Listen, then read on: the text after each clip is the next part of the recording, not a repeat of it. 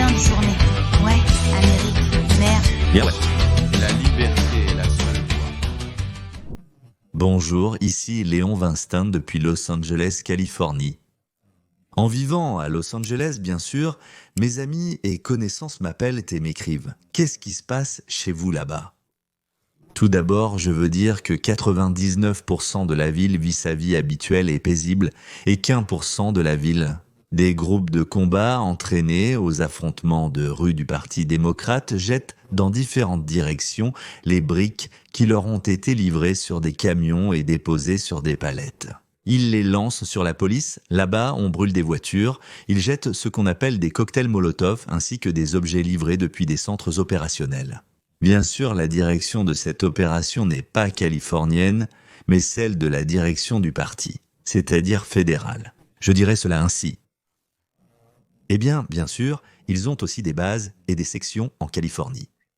Ceux qui sont fatigués de lancer des pierres, on leur donne des sandwichs, du Coca-Cola, on les laisse se reposer, puis ils repartent au combat.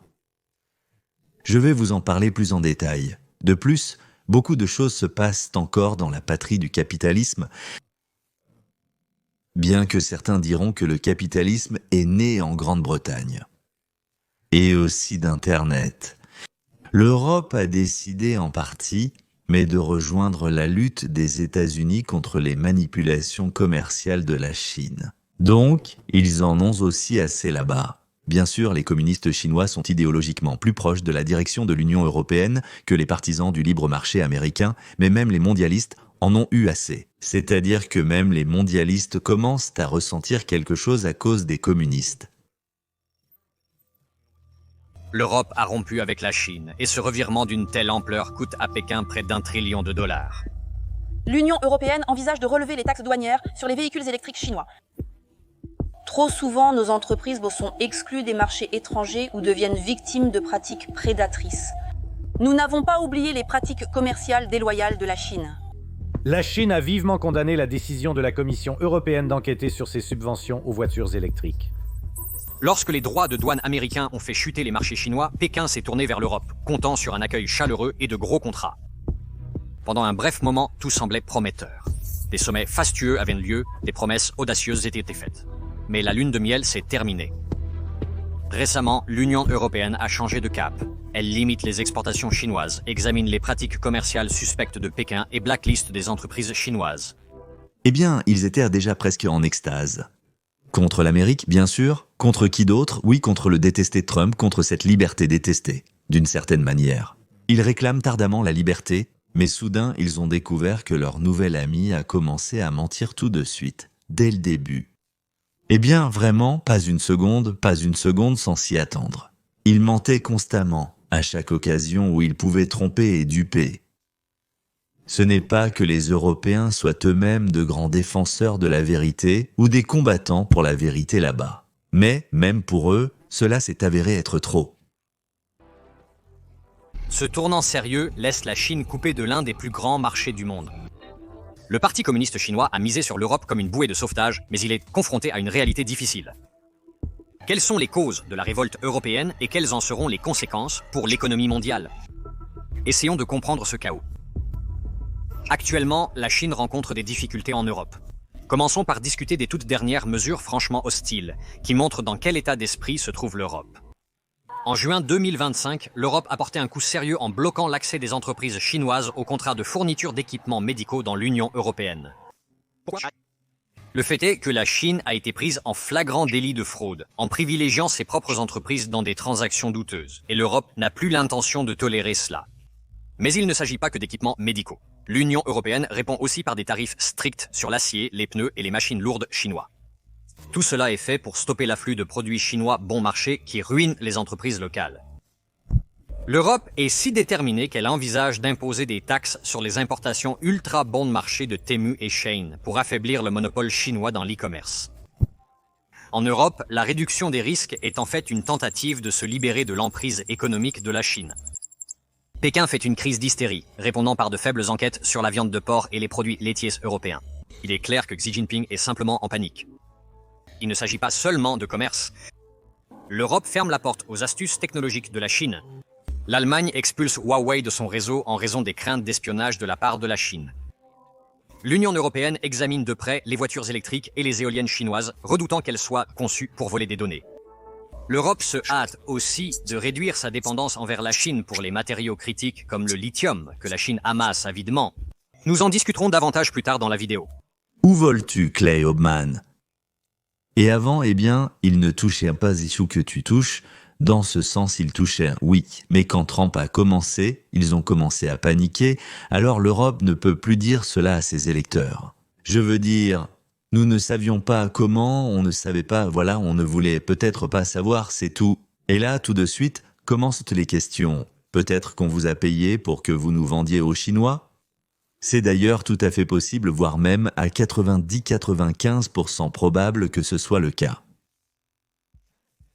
Le besoin crucial de la Chine pour les marchés européens n'est pas seulement une question d'ambition, mais de survie.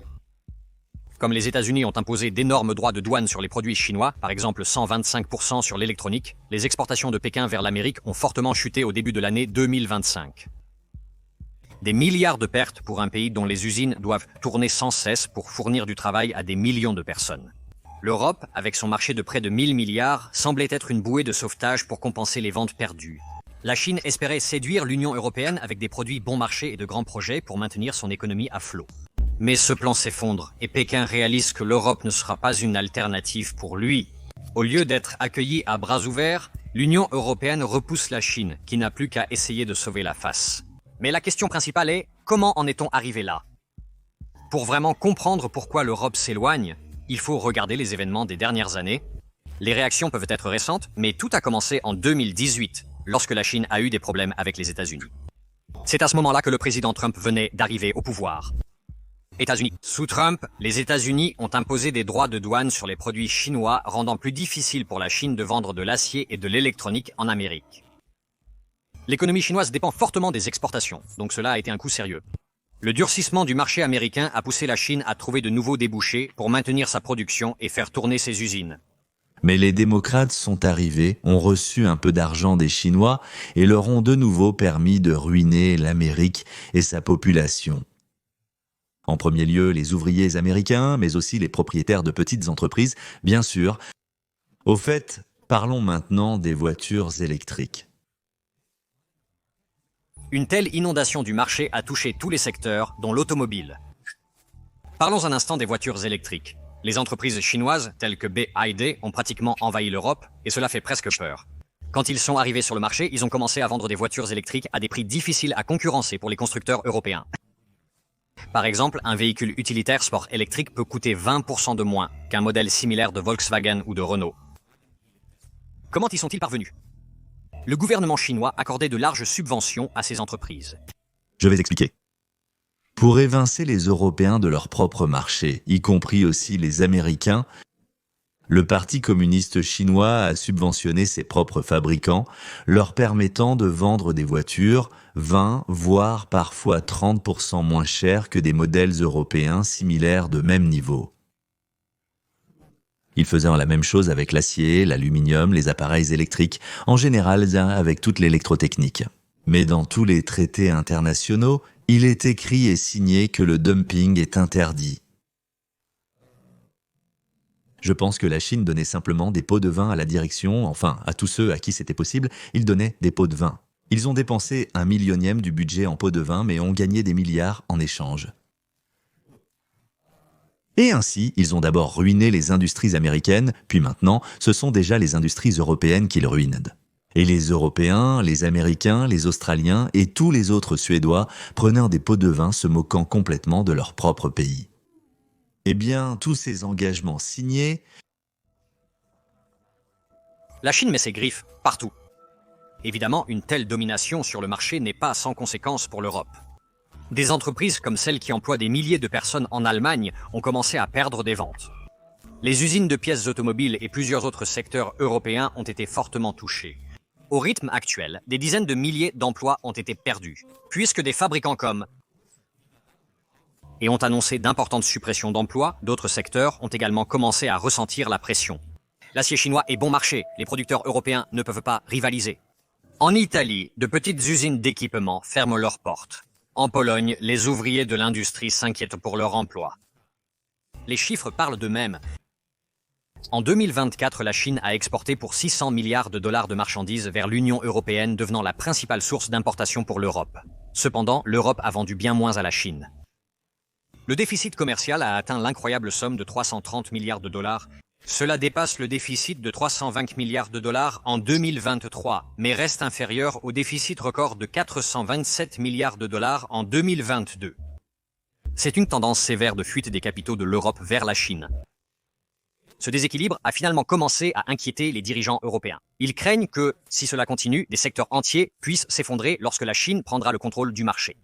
Autrement dit, les dirigeants européens véreux ont finalement compris qu'ils risquaient non seulement le chômage de millions de personnes. Ils se moquent de cela, mais craignent aussi pour leur propre position au sommet du pouvoir. En France, on parle de pyramide alimentaire. C'est peut-être similaire en russe. Mais voilà, cela a commencé à les inquiéter parce qu'ils ne veulent certainement pas renoncer à leur place, à leur part du gâteau, à leur morceau pour ainsi dire, à leur siège à la table et tout ce qui s'ensuit. Et ils ont commencé à faire exactement la même chose qu'ils condamnaient avec colère lorsque c'était Trump qui le faisait, à savoir sanctionner la Chine pour violation des accords internationaux. Mais comment peut-on sanctionner et augmenter les droits de douane ? Quelle était donc la stratégie de Trump? Qu'est-ce qu'il propose aux partenaires qui va entrer en coopération avec les États-Unis? Que va-t-il se passer? Qu'y a-t-il de bon? Parce que Trump a toujours le bâton et toujours la carotte. Examinons en quoi consiste le bâton et la carotte. Alors que l'Europe affronte ces difficultés, les États-Unis ajoutent une pression supplémentaire. Le président Trump n'a pas l'intention de céder à la Chine et accentue la pression. Sa nouvelle politique commerciale s'appuie sur les tarifs douaniers pour rendre les produits chinois aussi chers que possible aux États-Unis. Il impose maintenant un tarif de 125% sur certains produits électroniques chinois et de 50% sur l'acier. Donald Trump ne s'arrête pas là et propose un accord à d'autres pays, dont l'Europe. La proposition est simple. Limitez l'accès des produits chinois à vos marchés et les États-Unis réduiront les tarifs sur vos exportations. Si l'Union européenne limite l'importation d'acier chinois, les États-Unis pourraient réduire les droits de douane sur les voitures ou le vin européen. C'est une offre tentante car l'Europe exporte annuellement vers les États-Unis pour environ 570 milliards de dollars de biens.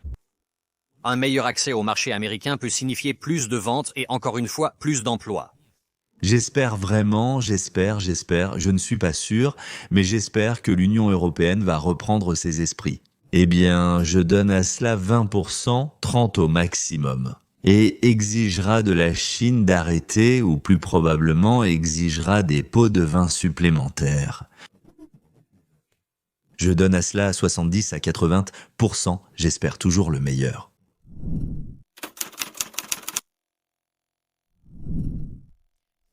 Alors, comme vous le savez sans doute déjà, mes chers spectateurs, la grande sainte Greta Thunberg se dirige vers Gaza avec une flottille, mais Israël l'a maintenant arrêtée, elle et toute la flottille. Et voici une photo de Greta souriant pendant qu'un soldat israélien lui remet un sandwich à la dinde dans un emballage en plastique. Mais ce qui est encore plus important, c'est qu'Israël compte les obliger à regarder quelque chose avant de les renvoyer chez eux, hors d'Israël. Voilà le cœur de l'histoire. Les forces israéliennes ont pris le contrôle d'un navire se dirigeant vers Gaza, appelé Madeleine Rano, tôt le matin du lundi, et ont arrêté un groupe de 12 militants qui se trouvaient à bord. Après de multiples avertissements adressés aux militants de ne pas tenter de naviguer vers la côte de Gaza, qui est sous un strict blocus maritime. Quand on parle de blocus pour Gaza, c'est terrible et incorrect. Selon vous, pourquoi les Gazaouis sont-ils si indignés? Ce blocus existe parce qu'Israël veut être méchant et cruel, selon votre opinion. Non. Ils ont donné Gaza en disant « Allez-y, réussissez ». Mais ils ont choisi le Hamas, ils ont commencé à tirer des roquettes sur Israël et ont créé une infrastructure terroriste. Israël dit donc qu'ils devront probablement contrôler ce qui entre et sort, non pas par méchanceté, mais pour se protéger. C'est scandaleux, un blocus. Non, c'est un contrôle sur les livraisons d'armes. Un groupe de semi-lettrés, certains disent même un quart d'activistes instruits, est parti à Gaza pour observer et condamner l'occupation. Ils condamnaient immédiatement, bien sûr. Nous allons examiner, mais condamner aussitôt. Ils ont bien sûr été arrêtés, comment pourrait-il en être autrement? S'il y a un blocus, ils ont évidemment été arrêtés, mais eux pensaient qu'on ne les arrêterait pas. Et avant de les renvoyer chez eux, on les obligera à regarder 43 minutes. La vidéo des atrocités du Hamas sur le territoire d'Israël. Voilà cette histoire cauchemardesque à cause de laquelle, en fait, tout a commencé maintenant. L'écrasement et la destruction du Hamas et la tentative d'expulsion de Gaza. Donc, est-ce qu'ils vont y croire? C'est-à-dire, qu'est-ce que cela signifie croire? Ils vont bien sûr regarder, j'ai juste peur qu'ils s'en fichent complètement. Après ça, les activistes continueront de toute façon à dire ce pourquoi ils sont payés. Je crois qu'ils se moquent des Juifs, des Arabes, des Noirs, des Blancs, des Verts, bref de tout le monde. Ils ont besoin de recevoir de l'argent et d'avoir une place à la table. Et d'ailleurs, ils peuvent aussi décider que ce sont les Juifs qui essaient encore de nous tromper. Parce que, tout de même, nos chers musulmans n'auraient jamais pu faire une chose pareille. Dieu nous en préserve. Bon, d'accord. Que Dieu soit avec Greta et tous les autres. Israel Katz, ministre de la Défense d'Israël, a salué la flotte pour la rapidité de la capture du navire. Les images prises avant que les soldats ne montent à bord montrent que les activistes prévoyaient d'organiser une résistance non violente symbolique. Ensuite, Katz a annoncé qu'il avait ordonné aux militaires de montrer aux activistes détenus des vidéos des crimes commis le 7 octobre 2023, dès qu'ils arriveraient au port. D'ailleurs, c'est un coup brillant de la part d'Israël, parce qu'en fait, ils n'ont manifestement aucune idée du mal que représente le Hamas. Soit ils le nient, soit ils y participent possiblement. Ou peut-être d'ailleurs qu'ils savent déjà tout et qu'ils s'en fichent complètement.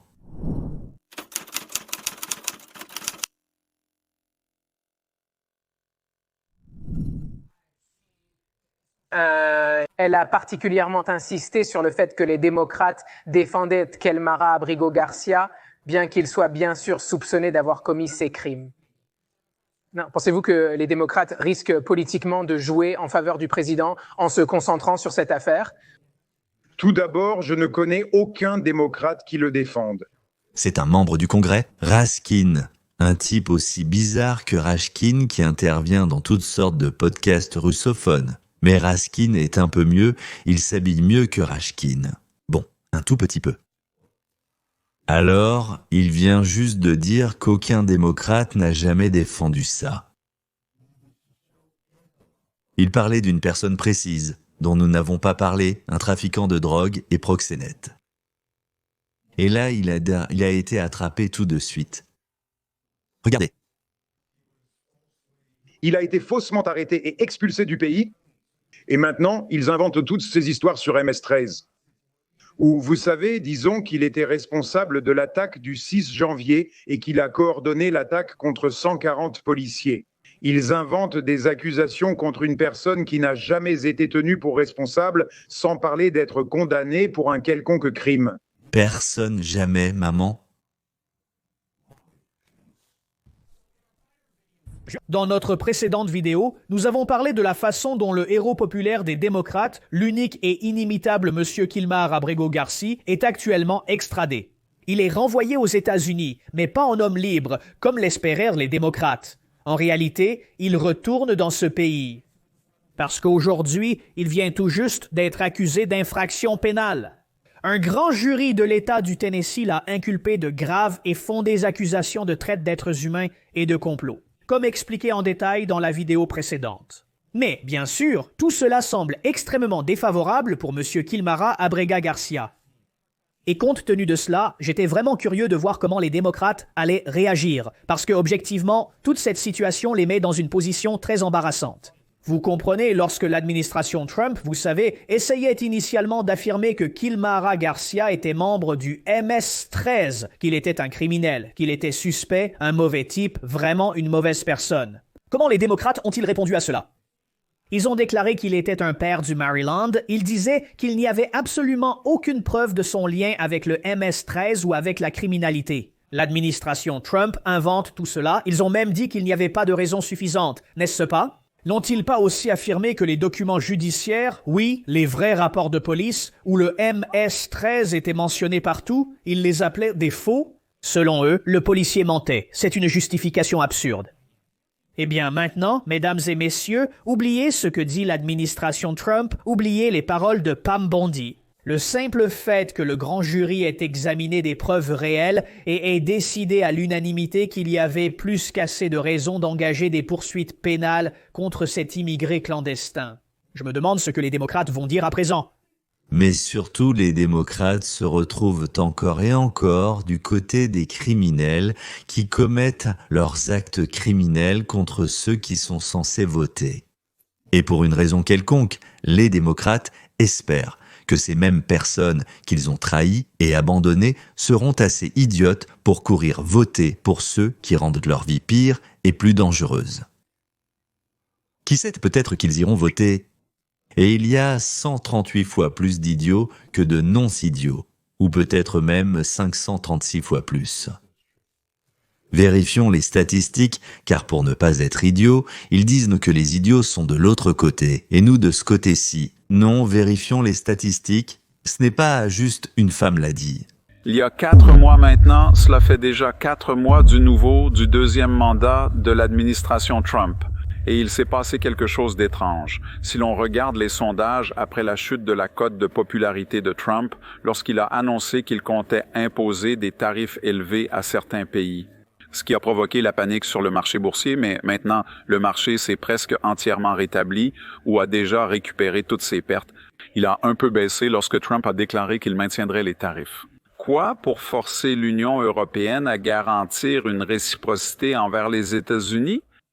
Mais néanmoins, Trump est dans la moyenne, qui, pour être honnête, sont principalement composés de sondages de gauche. Il n'est en retard que d'1 à 1,5%. Mais dans d'autres sondages, par exemple Rasmussen, il est soit à égalité, soit en avance de quelques points. Et pourtant, tous les médias et tous les principaux organes du côté gauche, mais même au centre et à droite, par exemple, dont nous avons déjà parlé, ils étaient unanimes. À la télévision, à la radio, sur Internet, même depuis les fers à repasser, et même depuis l'Occident. Certains déversent de la boue sur Trump sans arrêt, mais lui, malgré tout cela, gagne en estime auprès du public. Chaque fois que les gens disent que nous nous dirigeons vers une récession ou que la guerre commerciale va faire s'effondrer l'économie, de nouvelles données apparaissent. Cette semaine, les bénéfices des entreprises se sont révélés exceptionnellement élevés. On a appris qu'il n'y a pas de récession sur le marché immobilier, les ventes de logements restent stables, l'inflation diminue, les prix de l'énergie ont considérablement baissé, la croissance économique augmente et le chômage diminue. Donc c'est l'une des raisons. La deuxième raison, Donald Trump parcourt le monde. Et on peut appeler cela du mercantilisme, mais en essence, c'est la doctrine de Trump. Nous n'entrerons pas dans des conflits militaires de notre propre initiative n'importe où, et nos relations avec d'autres pays seront pragmatiques et transactionnelles. Donc, même avec nos ennemis, dans la mesure du possible, nous essaierons de trouver un mécanisme qui nous permettra d'arrêter les guerres. C'est ce que je dis chaque jour et à chaque heure. Nous avons inventé des dispositifs atomiques, chimiques et biologiques pour nous entretuer. Nous pouvons, si nous n'apprenons pas à résoudre nos problèmes sans guerre, détruire la race humaine. Nous pouvons transformer la Terre en un nuage radioactif. Et c'est tout, mesdames et messieurs. Donald Trump est le seul dirigeant au monde qui dit « Tous les différends, nous ne les réglons pas à coups de pierre, comme Caïn et Abel, mais tous les hommes politiques, oui. » Pendant des siècles, c'est ainsi que faisaient les guerres, les politiciens, les élus et les non-élus. Mais alors, par quelle méthode faut-il les résoudre ? Il propose différentes solutions. Mais l'essentiel est que nous trouvions au moins une solution. L'essentiel, c'est d'éviter les règlements de compte et les à la matraque. Les amis, le dimanche à 10h du matin, je vais continuer maintenant. Je viens juste de me rappeler, je vais vous raconter à 10h du matin le dimanche. À Los Angeles, c'est à 1h moins 13, 1h à New York et 20h à Kiev et à Jérusalem. Je fais un direct où je raconte quelles observations et quelles conclusions. Eh bien, ensuite, après cela, je réponds aux questions. Donc, la diffusion se fait sur 2 chaînes. L'une, c'est Léon Weinstein États-Unis en un mot, Léon Weinstein États-Unis en anglais, et la deuxième, c'est donc Feuille de route vers la liberté. Trouvez l'un d'eux et regardez là-bas.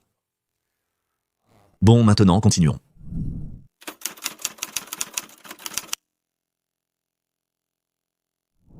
Par la suite, un message a circulé dans les médias de masse selon lequel la même personne qui finançait les émeutes antisémites et pro-Hamas dans les universités, Neville Singham, finance également les protestations contre la déportation des criminels clandestins. Neville, fils d'un citoyen sri-lankais et d'une mère cubaine, est devenu milliardaire et travaille au service de la propagande du Parti communiste chinois. Dans sa jeunesse, il était membre de l'organisation de jeunesse des travailleurs noirs révolutionnaires. On peut probablement traduire la phrase ainsi, même si l'auteur n'est pas du tout noir. C'est un groupe marxiste, pour que ce soit clair, aux États-Unis. Actuellement, Neville le finance, il s'appelle le Parti du socialisme et de la libération. Libération du portefeuille, si je comprends bien, oui. C'est aussi un groupe marxiste qui, en fait, a revendiqué la responsabilité, c'est-à-dire qu'il organise ces émeutes à Los Angeles, San Diego et d'autres villes où ont lieu les raids. C'est la police, c'est-à-dire la section de la police qui est responsable de l'arrestation et de l'expulsion des clandestins du pays.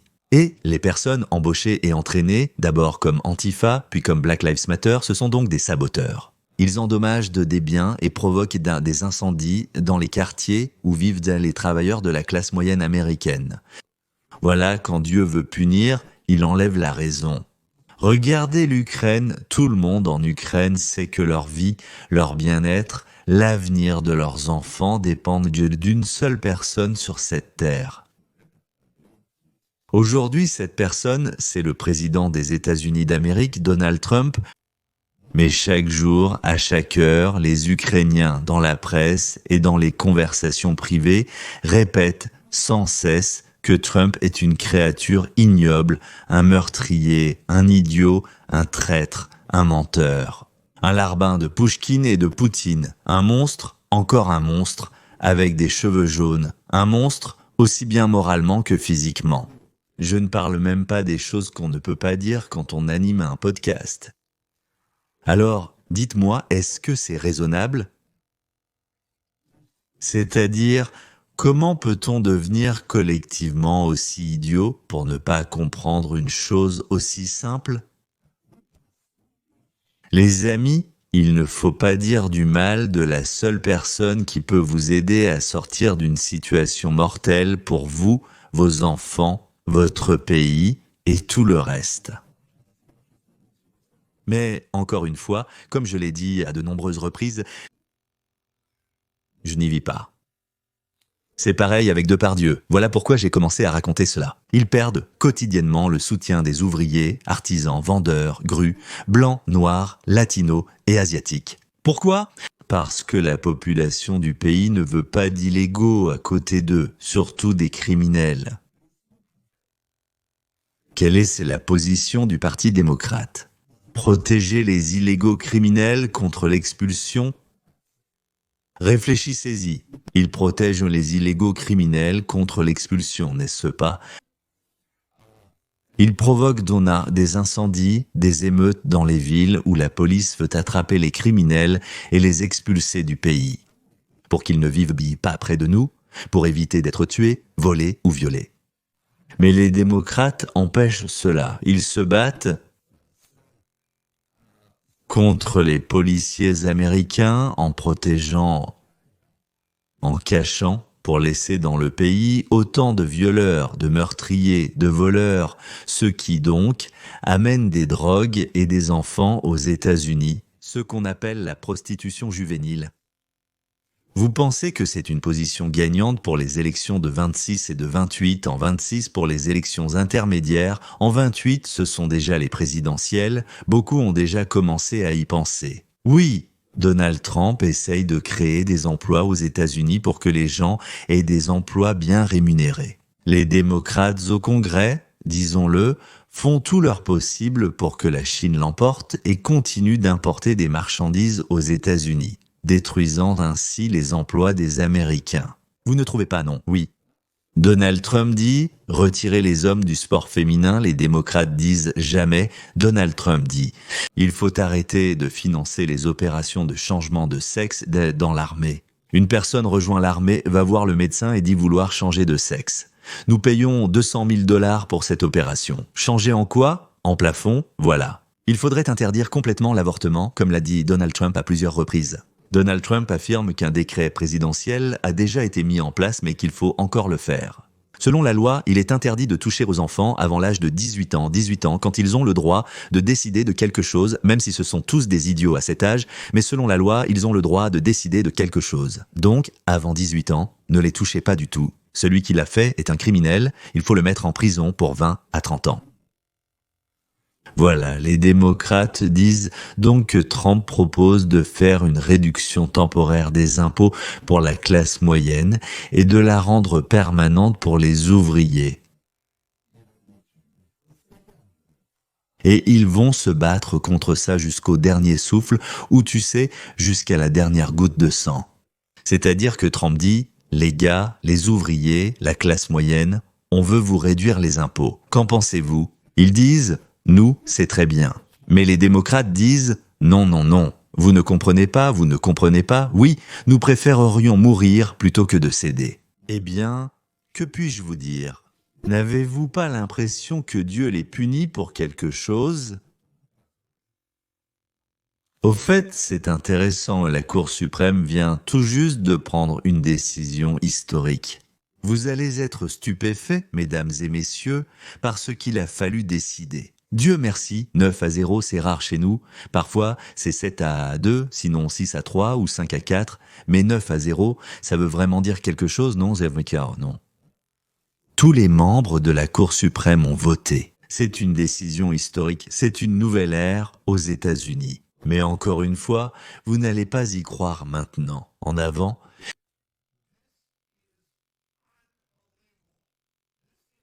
c'est incroyable. C'est l'un des plus grands événements des 30 dernières années. Je le dis tout à fait. La Cour suprême des États-Unis s'est rangée du côté d'une femme hétérosexuelle dans une affaire très médiatisée de discrimination inversée. Mesdames et messieurs, cela fait de nombreuses années que je dis dans ce podcast que lorsque Barack Obama est devenu président et a nommé le raciste Eric Holder à la tête de ce qu'on appelle le ministère de la Justice, ils ont décidé qu'on ne pouvait pas discriminer la majorité, qu'on ne pouvait discriminer que la minorité, et c'est pourquoi ils n'ont jamais défendu les droits de la majorité, nulle part et à aucun moment. Et ce mensonge, cette manipulation juridique a existé gratuitement dans notre pays, parce qu'aucun républicain n'aurait osé lutter contre cela, parce que personne n'osait dire que c'était stupide. Super! Je vous explique car sans ces informations, il est impossible de comprendre la situation. Obama et Eric Holder, il était son ministre, un président budgétaire. Une sale gueule russe. Oui, il y a des gueules russes, noires, russes, parfois vertes, parfois brunes. Celle-ci était une gueule russe noire. Oui, ils ont établi une règle pour les tribunaux américains selon laquelle la discrimination ne peut exister que contre les minorités. Les Blancs ne sont pas une minorité, les Juifs non plus à cette époque n'étaient pas considérés comme une minorité. Pourquoi d'ailleurs? C'est complètement incompréhensible. Trump l'a déjà fait, mais les Juifs n'étaient pas une minorité. C'est fantastique, oui. C'est-à-dire, si j'explique, qu'est-ce que cela signifie? C'est-à-dire, si un blanc n'était pas embauché ou n'était pas accepté dans un établissement d'enseignement ou se voyait refuser un service, alors un noir, un latino, là-bas, prasia. Je ne sais pas. Les femmes homosexuelles pouvaient aller en justice et poursuivre, alors que les blancs et les juifs ne le pouvaient pas. Les tribunaux disaient « Nous ne pouvons rien faire, nous ne pouvons pas. Nous avons reçu un ordre du ministère de la Justice. » Pour être honnête, je n'étais même pas au courant que c'était officiel. Je croyais que ce n'était que des rumeurs. On ne peut discriminer personne.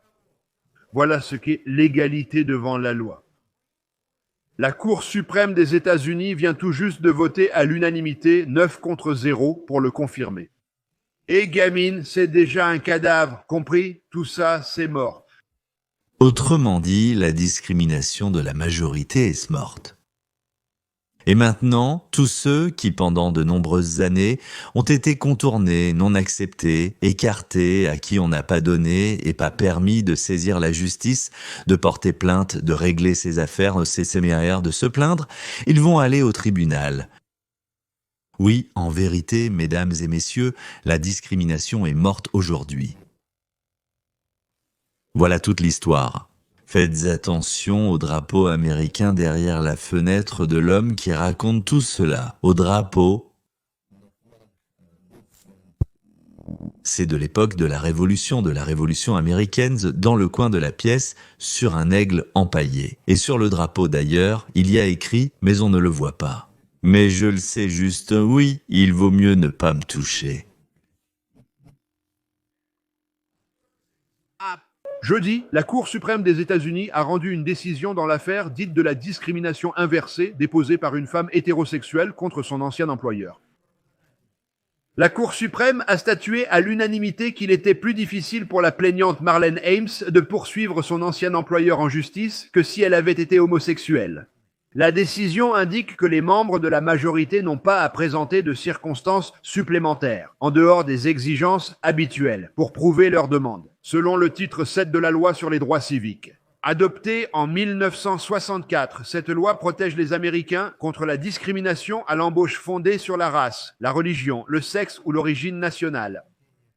La Cour suprême des États-Unis a annulé la décision du tribunal inférieur selon laquelle Ames ne pouvait pas poursuivre le département de la jeunesse de l'Ohio, car elle n'avait pas présenté de preuves de discrimination de la part de la majorité des départements. Ames, qui a travaillé au département de la jeunesse pendant 20 ans, a intenté un procès parce qu'elle a été écartée lors d'une promotion et rétrogradée au profit de collègues homosexuels. Comme le rapporte le département de la jeunesse de l'Ohio, Ames a été embauchée en 2004 et 10 ans plus tard, elle a été promue au poste d'administratrice de la loi sur la prévention des viols en prison en 2014. Elle a passé un entretien pour un autre poste sans succès. Sa supérieure lesbienne lui a proposé de prendre sa retraite et quelques jours plus tard, Ames a été rétrogradée avec une réduction de salaire importante. Ensuite, un homosexuel de 25 ans a été promu administrateur de Poupria et quelques mois plus tard, le département a choisi pour le poste auquel Ames avait échoué une femme lesbienne.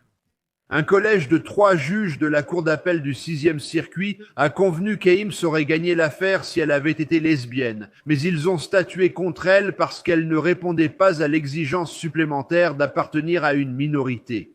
En substance, il disait qu'il est possible, qu'il est permis de discriminer les membres de la majorité, mais la Cour suprême a dit non. Nous concluons que la section de Seman n'établit pas une norme aussi élevée pour les plaignants issus de la majorité, a écrit la juge Ketanji Brown Jackson, représentant l'aile gauche, au nom de la Cour. Et rien de ce qu'Ohio a exposé dans ses explications écrites ou lors des audiences ne nous convainc du contraire. Malgré l'idéologie progressiste de la gauche radicale, la Cour suprême a statué que la discrimination à l'encontre de la majorité est inconstitutionnelle. La discrimination, c'est la discrimination. Tout est clair et simple. Vous direz que c'est trop simple pour être vrai. Ce sont 8 ans de règne d'un président, Barack Obama, qui détestait l'Amérique, puis encore 4 ans du fou Joe. Eh bien, on récolte ce qu'on a semé. Maintenant, nous semons autre chose. Maintenant, nous avons recréé la morale, l'honnêteté, la justice. Maintenant, nous n'essayons de discriminer personne, ni les minorités, ni les majorités. À moins que Dieu ne t'ait privé de raison, bien sûr. Mais là-dessus, nous ne pouvons rien faire. Non, nous ne pouvons pas, j'ai pensé que nous ne pouvons pas. Je vous ai exprès mis non pas un journaliste, là ce n'est pas de la politique, mais un simple Américain qui a partagé sa joie. Il criait même de bonheur. Oui, il partageait ça avec le monde, n'est-ce pas? Donc, pour que vous compreniez, il a été vu par 7 personnes, c'est-à-dire 7 amis et membres de la famille. Je pense que j'étais le 8e, je l'ai déterré, je voulais voir la réaction des gens ordinaires, et je l'ai trouvé. Donc, mais il a raconté sa joie et sa vérité au Seigneur. Jusqu'à 2 fois par semaine, je publie une vidéo spéciale pour les sponsors. Le parrainage ne coûte que 4 $ par mois, mais vous pouvez donner davantage si vous le désirez. En effet, si tu paies pour 1 an, ça revient à seulement 3 $. par mois. Mais, pour ainsi dire, c'est ce qui nous aide, disons, à payer toutes sortes de frais techniques. Et nous en sommes très reconnaissants. Si vous devenez sponsor, dans un avenir proche, dès qu'il y aura un peu plus de personnes, je commencerai à organiser des rencontres avec les sponsors. Comme on dit, vous pour nous, nous pour vous. C'est notre façon d'exprimer notre gratitude. C'est tout pour aujourd'hui. À la prochaine.